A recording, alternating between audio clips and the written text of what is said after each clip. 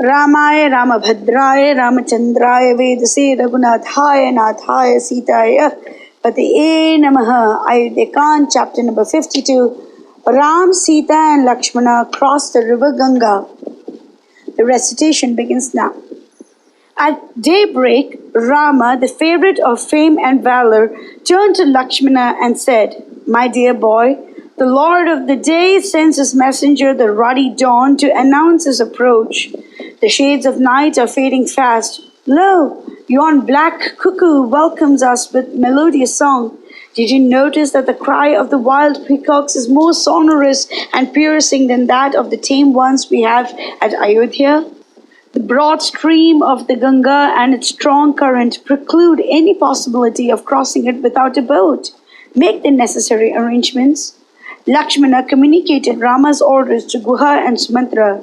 The forest king bent his head in low obeisance and ordered his ministers to have in readiness a fine barge at the ferry to cross the river safe and soon. They should carefully look to it that it is duly provided with good oars, rudders, and sail. A skillful helmsman should be in attendance to take them over comfortably.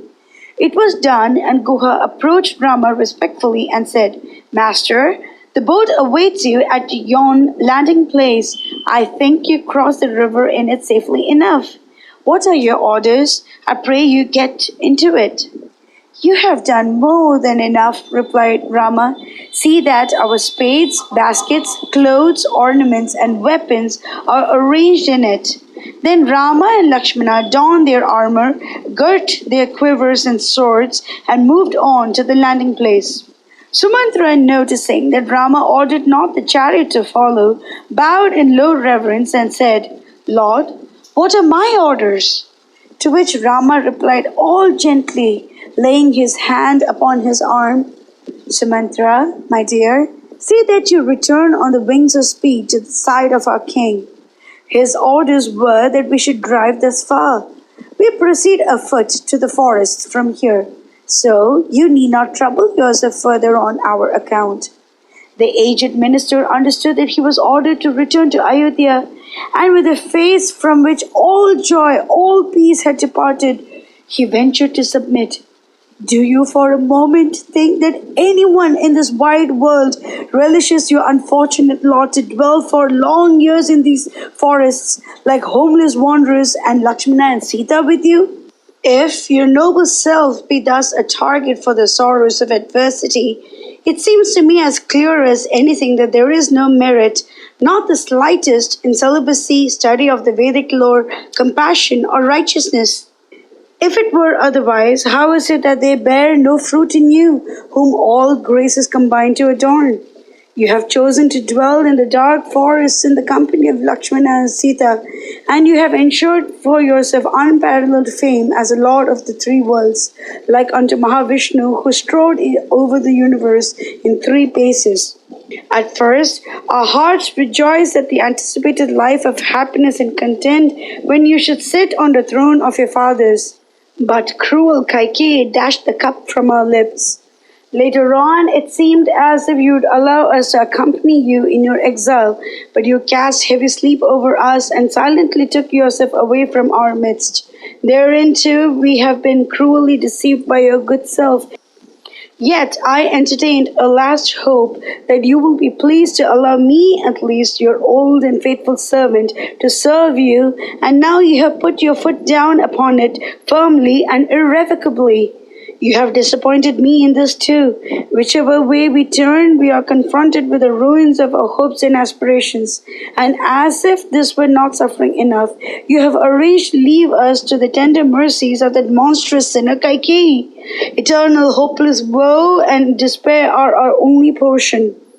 He despaired of seeing once again Rama, dearer to him than his very life, and wept aloud, long and ruefully, out of the bitterness of his heart. He controlled himself somewhat and sipped water to purify himself, when Rama addressed him gently and said, "The kings of the Ikshvaku line never had a more faithful friend than yourself. I lay this duty upon you to see that my father grieves not on my account. The snows of age lie heavily on him, and he has been till now the absolute ruler of a vast empire. He has drained the cup of life to the full, but his last years were doomed to see all his fair hopes blighted. Terrible grief has befallen him in that the son of his heart is not by his side to gladden and comfort him. It is why I lay so much stress and importance on your going back to him. We should obey and follow our elders and masters, and it is all unmeet that we should seek to drag them down to our level. So the king should be instantly obeyed to the utmost, whatever he might order to delight the heart of the Queen Kaikeyi. No one should gainsay kings, even if they act out of anger or misplaced affection. It is not for nothing that they are placed over us as our rulers. So behave that the king is not a prey to grief or disappointment. He is our lord and ruler, hoary with age of restrained senses. He is adorned with every noble virtue. He has been an utter stranger to anxiety or grief. Convey my humble respects to him with a prayer. May not your noble heart grieve in the least at the fancied thought that I, nor Lakshmana, nor Sita, ever bewail our sojourn in the forest, or recall with regret the years we spent at Ayodhya. I look forward happily to lay my head at your royal feet at the end of 14 years, which will pass away as 14 seconds. Next, convey my respectful enquiries to my mother and her friends, and last but not least to Lady Kaikeyi. Sita, Lakshmana, and myself clasp with humble reverence the feet of Queen Kaushalya. Take it from me to our monarch that it would be for the best to bring down Bharata as soon as possible and have him crowned in all pomp and glory, for that is the surest antidote to the heartache engendered of my absence from the side of my father. And to Bharata, take this loving message. I would have you behave towards the royal ladies with as much respect and devotion as you would to the monarch himself. As Kaikeyi, your mother, is to you our Sumitra, the mother of Shatrughna, and Kaushalya, my mother. Entrusted with the noble office of heir apparent by our gracious king, you have it in your power to win happiness and fame here and hereafter. This was a clear order for Sumantra to return. Yet his overwhelming grief and the close intimacy that had been his privilege to enjoy with Rama since his birth emboldened him to say, I crave permission to submit somewhat. It is no empty compliment or a courtier's flattery. Your humble servant am I, yet I have chosen to forget it and speak thus boldly. My supreme devotion to you and affection are my only excuse for it. How can I bring myself to enter Ayodhya all alone, which grieves even as a fond father, from whom cruel death has taken away his only son, upon whom he lavished all his love? Those that till now had beheld me ever with you in this chariot will, I'm sure, die of broken hearts if they were to see my miserable self go back with your place in it empty. They will cast their eyes upon the stately vehicle unilluminated by your presence, and will faint with grief, even as a mighty army scatters itself when they see the driver sitting lone and forlorn in their general's chariot. Time and distance is nothing to them, for they ever enjoy your presence in their mind's eye. Food and sleep distract not their thoughts ever centered in yourself. You had some idea of what they suffered when you drove out of the city. Their confusion of heart and heaviness of spirits are simply beyond description. Heard ye not the mighty sound that rose from them wailing when you started on your fateful journey? Verily, I know not what would become of them if I were to go there alone and ill-omened with black tidings for them. What message shall I take to Kaushalya? Shall I say, I drove your son to his uncle's capital, concern yourself not about him? Sweet words, but all untrue. Or shall I speak the truth and say, I took leave of your son when the dark forest swallowed his bright form. Alas, the noble queen would die on the spot as if struck by lightning. I know not what to do. Well, it is best to be silent. I may steel my heart to go back, but these horses will never have it so. They have borne all joyfully Sita, Lakshmana, and your noble self, and they will utterly refuse to draw the chariot if you are not in it. Now, how can I go back to Ayodhya without you? Grant me, out of your boundless compassion, to share your forest home. If you still turn a deaf ear to my prayers and harden your heart, that very instant I will mount the chariot and throw myself along with it into the raging flames. I submit that I could from the car keep away everything, man or beast, that might interfere with your tapasya. I have known it long ages ago that you are to take human form in the line of Ikshvaku. So I mastered this art of chariot driving, looked down by gentle folk, and heeded not my state or dignity as a member of the monarch's council, only to secure a chance to serve you by driving your chariot. And you have been gracious enough to confer upon me that envied honor. I but ask to be continued in my service to you during your stay in the forest. Grant me the precious boon of ever being with you. These horses will secure happy states of existence hereafter by rendering you humble service in the forest. On my head and eyes be it to serve you in every possible way, day or night. Nor Ayodhya, nor the bright world of the gods, nor the serene place of liberation has any chance for me. Desperate sinners can never hope to enter paradise. How can I, blacker than any, enter Ayodhya without you? My heart longs to remain with you through your period of exile and drive you back to Ayodhya in this very chariot. The 14 years will flash away even as 14 winks of an eye if I am with you. But away from your delightful presence, every second is an eternity of torment to me. Was there ever a master that loved his servant so well as yourself? Is it not but bare justice that my place is ever with the son of my lord and master? I entreat you not to leave me behind. My mind is made up to be wherever you are. Rama was by nature supremely compassionate to all beings, and to such as sought refuge with him and knew no other protector, to such servants of his, he evinced boundless affection and sympathy. So he turned to Sumantra and said, I am yet to see another servant like yourself, faithful to the uttermost to his masters. No one knows better than I your love and devotion to me. Would I ask you to go back to Ayodhya if I had not serious reasons for it? First and foremost, Kaikeyi will rest assured that I obeyed her commands and have repaired to the forest. She will be delighted thereat and regard the virtuous king as a man of his word. Bharata will get the throne and realize to the full the heart wishes of Kaikeyi. This is my first duty and must be looked to at once.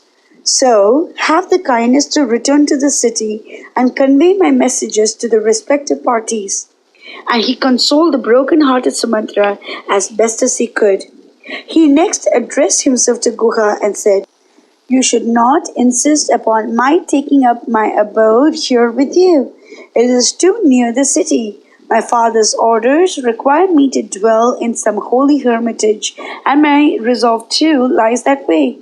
Again, Kaikeyi has said, You shall abide for 14 years in the forest of Dandaka with matted hair and clad in deerskin and bark of trees. I mean to observe such vows and observances as will compel the wonder and admiration of the very hermits themselves and ensure unexampled bliss in the other worlds for myself, Sita and Lakshmana. And now, dear friend, it is time that I matted my hair. Oblige me by sending for the milk of the banyan tree. It was done. Rama and Lakshmana matted their hair and took upon themselves the life and duties of the hermits according to the Vaikhanasa mode. Rama matted his hair, Rama with long arms that reached down to his knees like a trunk of an elephant. Rama adorned with every excellence of body, mind and heart. Woe unspeakable! Yet Rama and Lakshmana shone with boundless radiance like Maharishis even in that lowly garb. Friend, said Rama to Guha, continue your watchful care over your kingdom, its fortresses, troops, and treasures, and walk down to the landing place. The barge waited him there. Lakshmana, said he, see to it carefully that the noble daughter of Janaka gets into the boat first and take your place in it. Lakshmana guessed his purpose and obeyed his brother accordingly.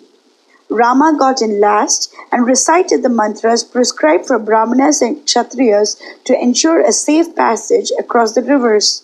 They then sipped water from the holy stream and bowed in reverence to it.